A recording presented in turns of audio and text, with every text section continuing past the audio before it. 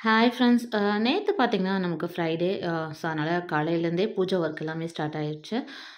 அது இல்லாம வெள்ளிக்கிழமைங்கிறனால துளசிக்கு பூஜை செய்யலாம் அப்படிங்கிறதுக்காகவும் ரெடி பண்ணியிருந்தேன்.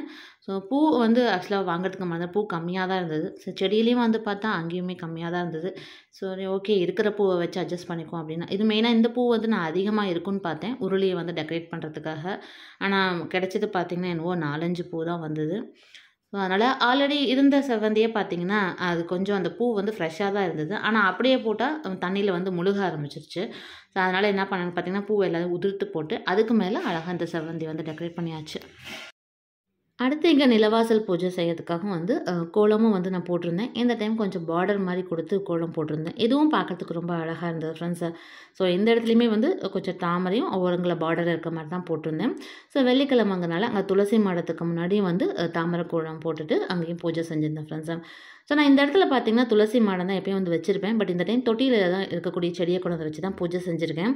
ஸோ, அதுக்கும் காரணம் என்னன்னு பார்த்தீங்கன்னா, நான் வந்து அந்த ஆல்ரெடி வச்சிருந்த துளசி மாடத்துல இருக்கக்கூடிய செடிகள் வந்து கொஞ்சம் இலை எல்லாமே குட்டி குட்டியா இருந்தது. ஸோ, நல்லா கொஞ்சம் பெருசா வளரட்டும் அப்படிங்கிறதுக்காக நான் இந்த டைம் மண்புழு உரம் வந்து கொஞ்சம் அதிகமாகவும், அதுவும் வேர் பக்கத்திலேயே வந்து போட்டுட்டேன் ஃப்ரெண்ட்ஸ். நான் பண்ணது பெரிய மிஸ்டேக்கு அதுதான். எப்பயுமே இந்த துளசி செடி ஆகட்டும், இல்ல புதினா செடி இது போல நம்ம வளர்த்துறோம் அப்படின்னா, குறிப்பா இந்த மண்புழு உரத்த வந்து பக்கமாவோ, இல்ல அதிகமா வந்து அதில போட்டுறக்கூடாது. அந்த மாரி போட்டா அந்த மண்ணும் வந்து பூசணம் பிடிச்ச மாரி மாறிடும். இன்னொன்னு வந்து பார்த்தீங்கன்னா, இலைகள் வந்து உதிர்ந்து கொட்ட ஆரம்பிச்சுரும். ஸோ, இந்த டைம் மட்டும் இல்ல. நான் இதுக்கு முன்னாடி வந்து புதினா செடி வளர்த்தம்போது இதே ஒரு தப்பு தான் பண்ணேன். அந்த டைமும் கருகி போன மாரி ஆயிடுச்சு. கருகி போன மாரி ஆகாது. ஆனா, அந்த இலைகள் வந்து அடுத்த நாளே உதிர்ந்து கொட்டுற மாரி மாறும். ஸோ, அதுதான் அந்த அதிகமா அத போடக்கூடாது அப்படிங்கிறது. பட் போட்டுட்டு எனக்கு ஒரு 1 மணி நேரம் கழிச்சு தான் ஞாபகம் வந்தது. போய் மறுபடியும் எடுக்கணும்னு நினச்சேன். என்னதான் எடுத்தாலுமே நம்ம அந்த வேர் பக்கமே போட்டுட்டு தண்ணி ஊத்துனால அதோட எசன்ஸ் எல்லாமே உள்ள இறங்கிருச்சு இல்லைங்களா? ஸோ, அதனால உதிர்ந்து கொட்ட தான் செஞ்சது. அதனால இப்போ அத மாடியில எடுத்து வச்சுட்டு, மாடியில இருக்கக்கூடிய வேற ஒரு தொட்டியில இருந்த செடிய வந்து வச்சு இப்போ பூஜை செஞ்சிருக்கேன். ஏன்னா, வழக்கமா வாரம் அந்த இடத்துல கோலம் போட்டுட்டு அழகா துளசி பூஜை செஞ்சது, அது இல்லாம இருக்கிறது ஒரு மாரி கஷ்டமா இருந்தது. அதனால திரும்பவும் அத வச்சுட்டேன்.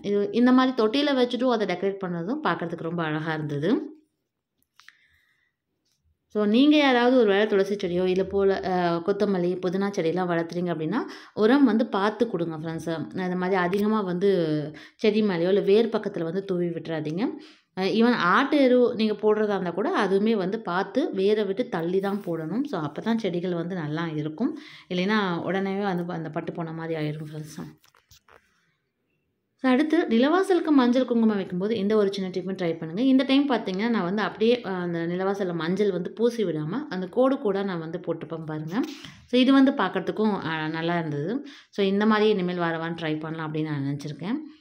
ஸோ, நீங்க ஆல்ரெடி யாராவது இது போல தான் போடுவீங்களா அப்படிங்கிறதையும் சொல்லுங்க. பட் நான் இப்ப தான் ஃபர்ஸ்ட் டைமா ட்ரை பண்ணேன் ஃப்ரெண்ட்ஸ். எப்பயுமே சும்மா அப்படியே தேய்ச்சு மட்டும் தான் விடுவோம்.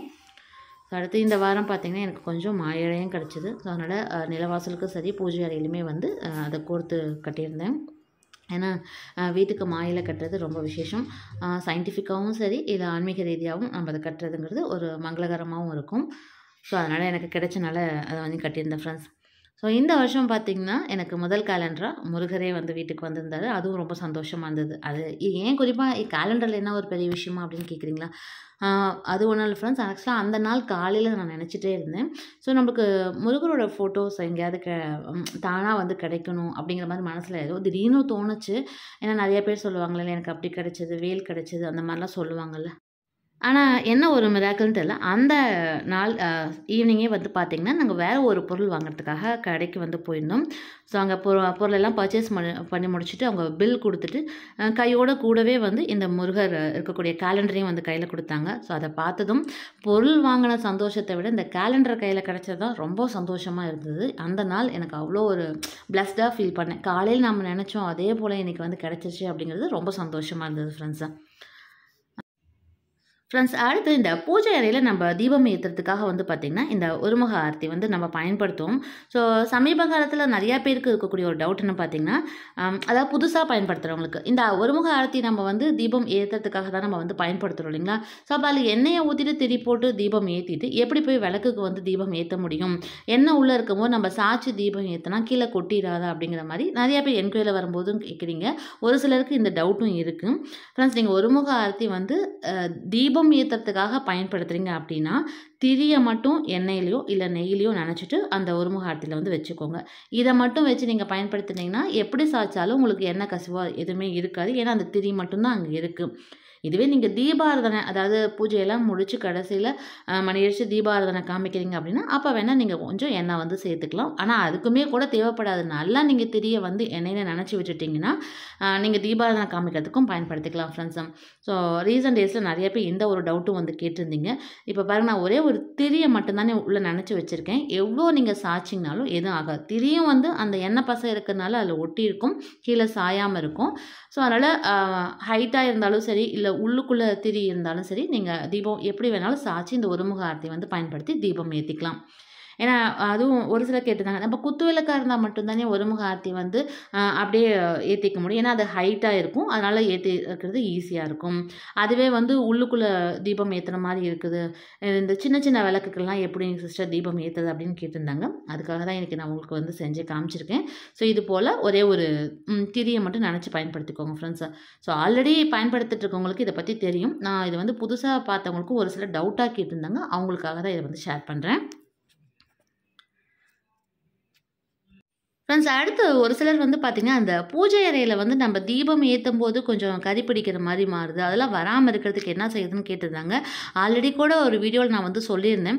அதாவது நம்ம அந்த திரியை வந்து ஏற்றிவிட்டு அடுத்த நாள் நீங்கள் ஒருவேளை அதே திரிக்கு இது பயன்படுத்துறீங்க அப்படின்னா அந்த மேலே இருக்கக்கூடிய திரியை வந்து கொஞ்சம் கட் பண்ணி விட்டுட்டு அதுக்கப்புறமா தீபம் ஏற்றுனீங்கன்னா அந்த பிரச்சனை இருக்காது அப்படின்னு. மோஸ்ட்லி அடுத்த நாள் ஒரு சிலர் வந்து புது திரி போட்டு தான் தீபம் ஏற்றுவாங்க. அப்படி நீங்கள் ஒருவேளை அதே திரியை தான் பயன்படுத்துகிறீங்கன்னா இந்த ஒரு தப்பை வந்து பண்ணாதீங்க. இன்னொன்று பார்த்தீங்கன்னா ஃப்ரெண்ட்ஸ், மெயினான விஷயம் வந்து பூஜை அறையில் முடிஞ்ச வரும் இந்த கற்பூரம் பயன்படுத்துறத கொஞ்சம் கம்மி பண்ணுங்கள். கற்பூரம் நீங்கள் வேணால் கொளுத்திட்டு அதை பாருங்கள், எவ்வளோ கறி வந்து அதில் வந்து மேலே போகும். ஸோ அதனாலேயுமே கூட பூஜை அறையில் உங்களுக்கு அந்த கருப்பாக வந்து படிய ஆரம்பிக்கும். ஸோ அதனால் கற்பூரத்துக்கு பதிலாக வீட்டில் வந்து நீங்கள் தாராளமாக இந்த ஒருமுக ஆரத்தியை வந்து தீபாராதனை காமிக்கிறதுக்கு வந்து பயன்படுத்திக்கலாம். ஸோ இந்த மாதிரி குட்டி குட்டி டிப்ஸ்லாம் நீங்கள் ஃபாலோ பண்ணிங்கன்னா வீட்டில் எந்த ஒரு கறி பிடிக்காமல் பூஜை அறையும் சுத்தமாக பார்த்துக்க முடியும் ஃப்ரெண்ட்ஸ். ஸோ ஃப்ரெண்ட்ஸ், இந்த வாரம் வெள்ளிக்கிழமை ரொம்ப சிறப்பாக மங்களகரமாக பூஜை எல்லாமே செஞ்சு முடித்தேன். ரொம்ப மனநிறைவாக இருந்தது. ஸோ நீங்களும் எப்படி பூஜையெல்லாம் செஞ்சீங்க அப்படிங்கிறதெல்லாம் கமெண்ட்டில் சொல்லுங்கள். ஸோ மீண்டும் இது போல் இன்னும் ஒரு அழகான பூஜா வீடியோவில் உங்களை வந்து சந்திக்கிறேன். நன்றி.